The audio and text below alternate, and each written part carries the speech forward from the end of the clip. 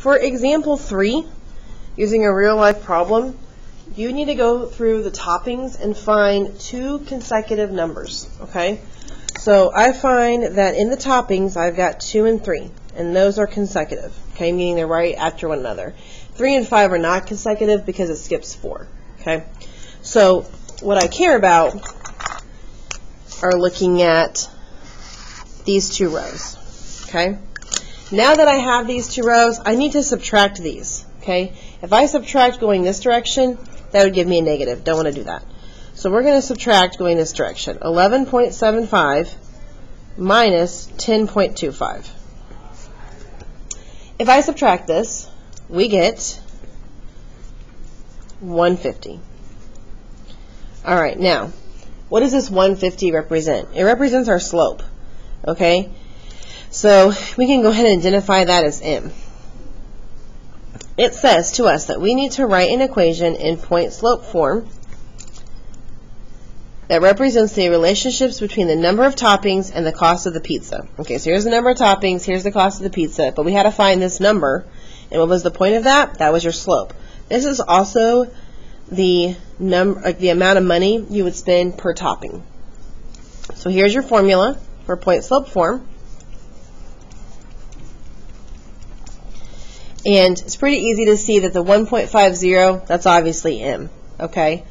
But your x1 and your y1 is actually right here. This is x and this is y, x column, y column.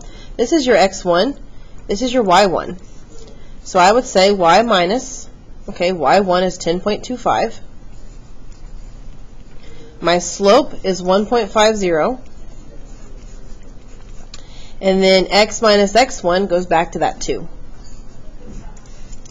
Okay, so same thing. For part B, I'm going to look for 2 consecutive numbers.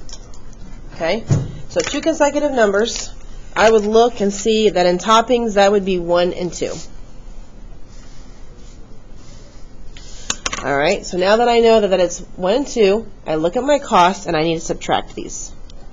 So 9.50 minus 8.25. So if I subtract these, we get $1.25, and that represents slope. Our goal is to come up with an equation in point-slope form. So here is my formula. And I need to plug all my information in. So again, toppings is x, cost is y. So the first line of information here is x1 and y1. So I have y minus 8.25. Slope, which is that 1.25. And then x minus x1, well, x1 is 1. Okay. Okay, and then lastly in letter C, we again look for those 2 numbers that are consecutive, which are 1 and 2. So we're looking here at these 2 lines. Okay.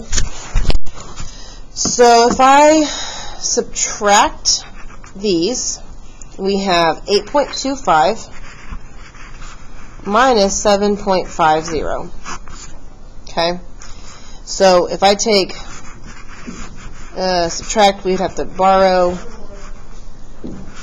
So it looks like 75 cents would be your slope. Now, we need to plug our information in to point-slope form. So we have y minus y1. So again, let's go ahead and label those, which is 7.50. Slope, which is 0.75. And then x minus x1 goes back to 1. And that is it.